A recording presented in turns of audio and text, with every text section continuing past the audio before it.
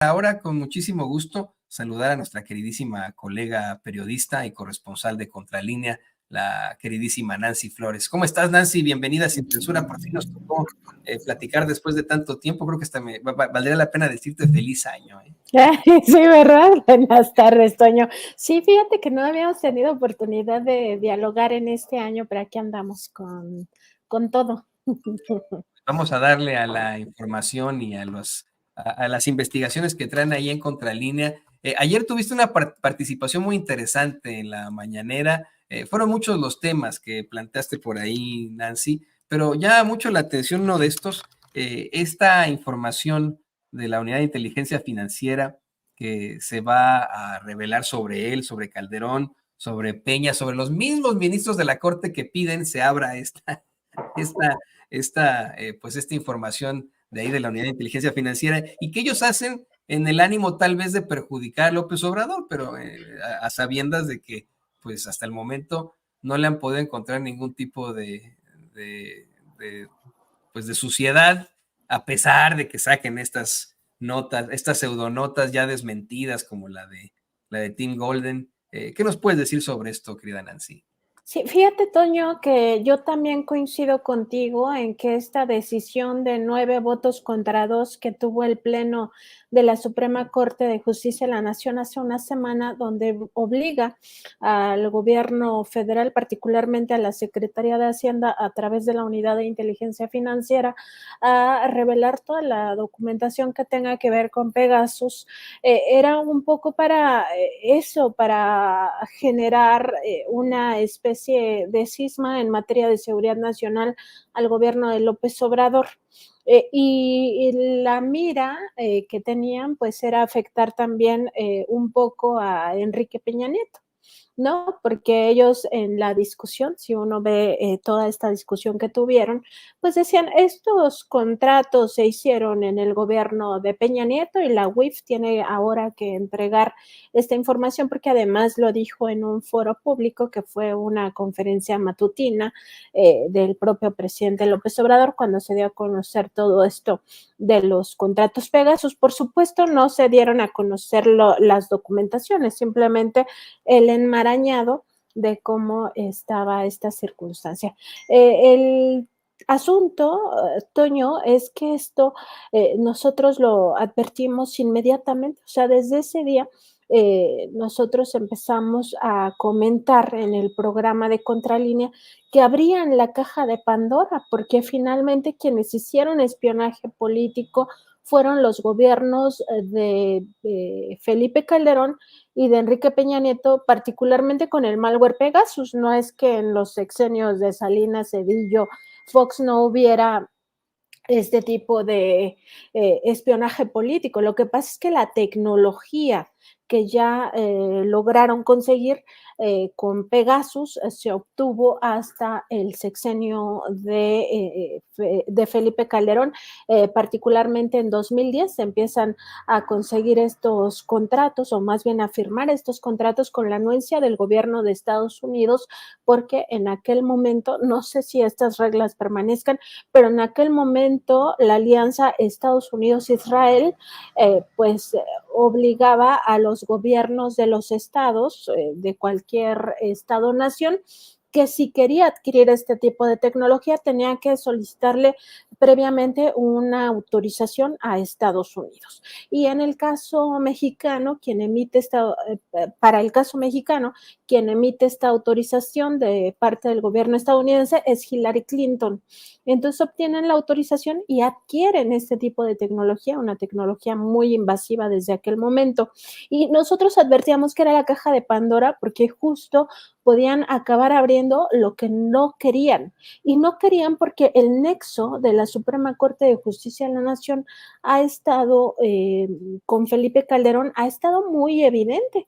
No solo es las 2 contrataciones que ha hecho Norma Piña de gente ligada a Genaro García Luna, no sé si tú recuerdas, pero en una de ellas el presidente López Obrador incluso insistió en que la persona que estaba siendo contratada había sido un experto y no dijo en qué, pero se tocó la oreja. le hizo así y todos así, espionaje, presidente, ¿no? Y dijo, no, o sea, yo solo me toqué la oreja, ¿no? Y justo es por este vínculo que tienen los ministros y ministras de la Corte con el gobierno de Felipe Calderón o con Felipe Calderón y con García Luna. Recordar también que Norma Piña es muy cercana a Peña Nieto, entonces me parece que la idea tampoco era tanto revelar que se hizo espionaje político en el sexenio peñanietista, pero sí de alguna manera poner en jaque al gobierno de López Obrador. Entonces ayer que le hice esta consulta al presidente, pues justamente qué iba a pasar con este asunto y sobre todo la posición facciosa de la Suprema Corte de Justicia de la Nación en un tema eminentemente político por esta pues digamos, pretensión sistemática de la Corte desde que Norma Piña asumió la presidencia de dañar al gobierno federal y todo lo que huela a cuarta transformación con una mayoría que está capturada por la oligarquía, capturada por la derecha política mexicana. Pues el presidente justamente dice que se abra absolutamente todo. Y es justo lo que preveíamos, que se iba a abrir la caja de Pandora. ¿Y por qué lo digo? Porque ahora el presidente dijo no solo el tema de Pegasus, que se abra todo, todas las investigaciones que tenga la unidad de inteligencia financiera, sin que esto implique la judicialización de los expedientes, pero sí que se abra lo de los expresidentes, que se abra lo del propio presidente López Obrador, lo de la familia del presidente López Obrador, pero también dice lo de los ministros, porque todas estas personas son políticamente expuestas, ese es un concepto en el ámbito financiero que se refiere a que todas las personas que tienen una actividad política permanente están expuestas a incurrir en diversos ilícitos, que puede ser lavado de dinero, puede ser corrupción, y en temas de corrupción pues se abre totalmente el abanico, ¿no? Desde el cobro de sobornos, tráfico de influencias, etcétera. Entonces, dice el presidente, todo lo de política, de las personas políticamente expuestas. Y aquí, pues menciona también el caso de Genaro García Luna y el propio Felipe Calderón Hinojosa, y me parece a mí que va a estar muy interesante si al final encuentran el propio gobierno un resquicio en esa decisión de la Corte, porque podrían presentar muchísima información muy relevante para la vida pública que nos daría una clara idea de dónde está el dinero quizá mal habido. Nosotros hemos tenido acceso a el expediente, por ejemplo, que hizo la Unidad de Inteligencia Financiera en torno a la familia de Felipe Calderón y Margarita Zavala, cómo constituyeron diversas asociaciones civiles, cómo transferían dinero de una cuenta a otra, que hay dinero del que no se comprueba el origen, ¿no? Que es un origen desconocido, al que también corroboró en su momento el propio Instituto Nacional Electoral, y por eso pues bateó la posibilidad de que ellos tuvieran su partido político México Libre. Y el propio Pablo Gómez presentó en otro momento, a pregunta de Vicente Serrano, la investigación sobre Enrique Peña Nieto. Y además hemos tenido, porque también lo presentó Pablo Gómez cuando fuimos al búnker de Genaro García Luna, que ahora es pues una infraestructura dedicada a la Guardia Nacional. Ahí se presentó todo lo que se tenía de García Luna, pero lo que nunca hemos tenido acceso por la vía, digamos, de las fuentes confidenciales, ni porque se haya expuesto públicamente por la propia autoridad, es lo de los ministros y ministras de la Corte. Entonces, si encuentran un resquicio en esta decisión de la Suprema Corte que no afecte el debido proceso, porque finalmente la Corte es una autoridad mucho más, digamos, la cabeza pues del Poder Judicial de la Federación, me parece que va a estar súper interesante lo que vamos a ver el próximo viernes que se presente Pablo Gómez en la mañanera, Toño. No, y esto va definitivamente ligado a las reformas al Poder Judicial. Y yo te soy perfectamente honesto, dudo que en caso de que se le encontrara algún tipo de suciedad a alguno de estos ministros pudiera enfrentar las consecuencias de sus actos. Ya ha ocurrido, ¿no? Hemos visto tantas cochinadas en el caso de magistrados, por ejemplo. Se me va el nombre de este personaje, pero hay un magistrado que en algún momento fue exhibido incluso por el Universal, no ministros, don David, un magistrado por haber utilizado los talleres del Tribunal Electoral del Poder Judicial de la Federación. Aparte de todo, tienen talleres, ¿no? Para talleres mecánicos, para reparar sus autos clásicos. Ahí está la foto de este personaje causando un daño a la hacienda de más de 1 millón de pesos, una cosa así, ¿no? Y no le pasó nada, él sigue estando en ese el Tribunal Electoral del Poder Judicial de la Federación, como en el caso de otros impartidores de justicia. Han habido jueces que enfrentan las consecuencias de sus actos, muy pocos, muy pocos. Esa sí es la realidad. Ahora imagínate tú, querida Nancy, le pido con esto al equipo que nos grabe, imagínate tú que de pronto tuviéramos a alguno de estos ministros intocables que están llenos de privilegios, al que se le encuentran o a la que se le encuentran circunstancias que los o las vinculen con la corrupción, con incluso delitos con los que pudieran enfrentar consecuencias penales. Creo que si hubiera algún tipo de acusación o circunstancia ajena, con este poder judicial que tenemos antes de que llegue la reforma, se burlarían de nosotros, ¿o cómo ves? Pues fíjate, Toño, que hay que tener sí esta claridad que tú mencionas de que en el Poder Judicial como está actualmente configurado, pues no podemos esperar nada. Y un poco el presidente también adelantaba esto cuando decía que no se trata de que se vayan a presentar denuncias. En el caso de los expresidentes dijo, porque ya quedamos que iba a haber una consulta que se hizo y que no se alcanzó la mayoría que se requiere para que fuera vinculante.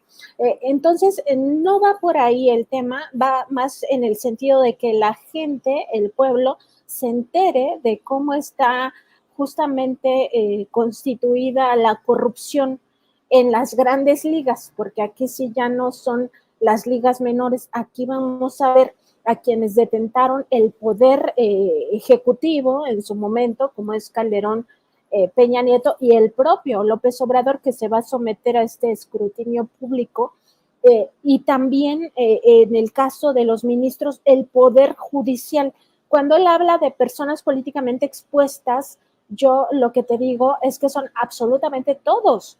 O sea, son senadores, son diputados, son los ministros, los magistrados, los jueces, son todos los integrantes del gabinete del presidente López Obrador, los altos funcionarios, los funcionarios de órganos autónomos también son personas políticamente expuestas. El propio Claudio X González Guajardo, que es líder moral de la oposición política de este país, aunque no tenga un cargo público, es una persona políticamente expuesta.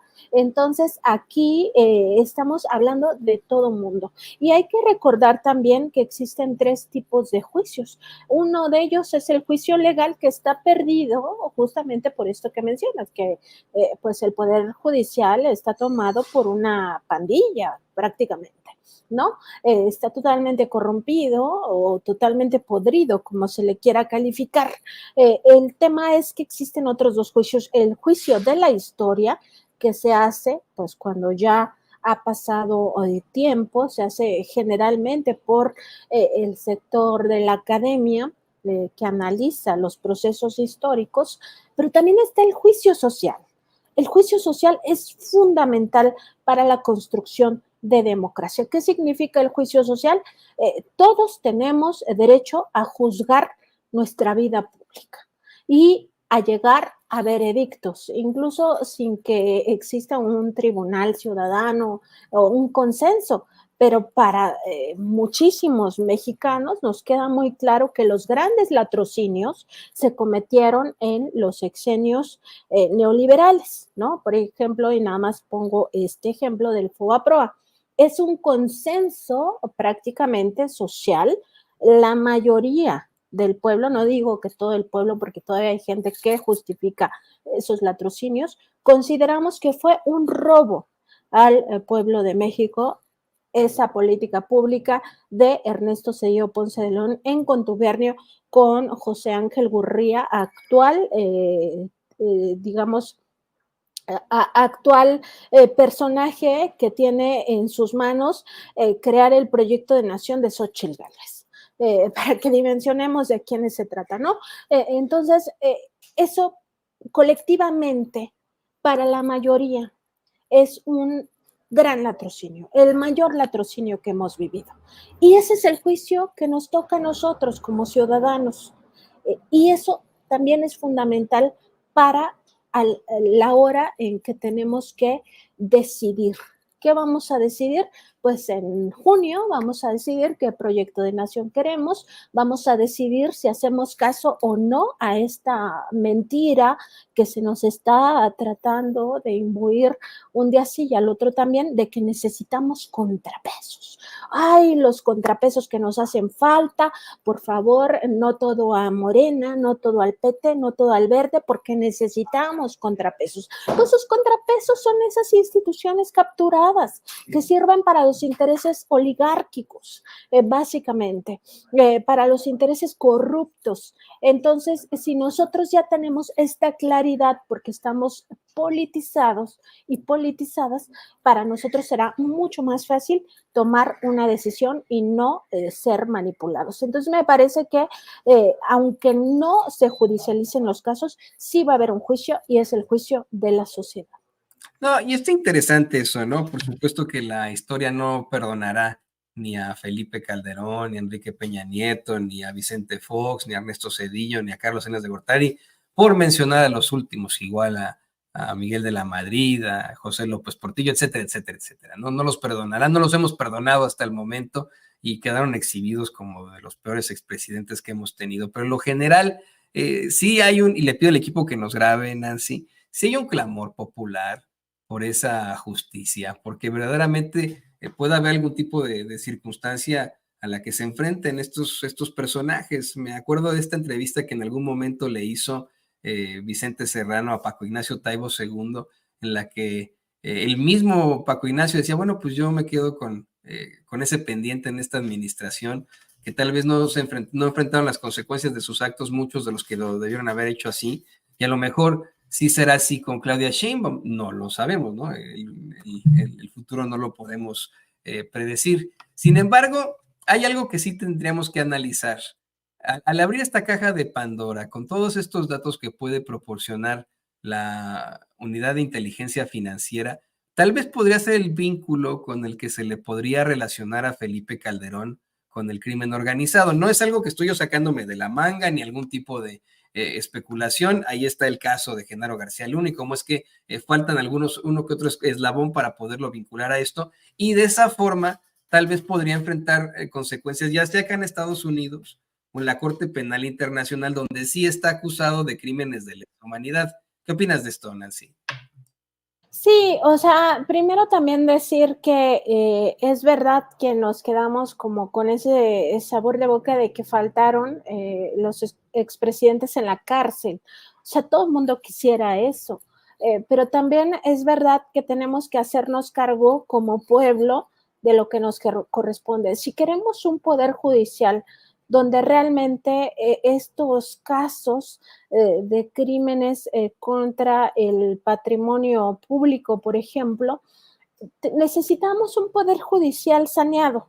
La única forma de obtenerlo es que se tenga mayoría en el Congreso para que estas reformas constitucionales pasen. Entonces, esa parte nos toca directamente a nosotros. Ya vimos lo que pasó con el caso de Rosario Robles, con el caso de Emilio Lozoya Austin, con el caso del abogado Juan Collado. Todos estos personajes que son de las grandes ligas de las que estamos hablando, que sí llegaron a judicializarse sus casos, son liberados por los jueces, por los magistrados y por los ministros, porque esto lo permite directamente Norma Piña como cabeza del Poder Judicial de la Federación. Entonces, ¿para qué desgastas al pueblo? ¿Para qué desgastas las instituciones en un proceso que sabes que no va a tener ningún futuro? Entonces, la única manera de que tengan futuro estos procesos es que se cambie al Poder Judicial de la Federación. No podemos también como dejarle esta carga a la doctora Claudia Sheinbaum, que seguramente será la próxima presidenta de México, sin que tenga las herramientas, sin que tenga los dientes. O sea, el Poder Judicial como está ahora tampoco permitiría en 2 años que algo así suceda.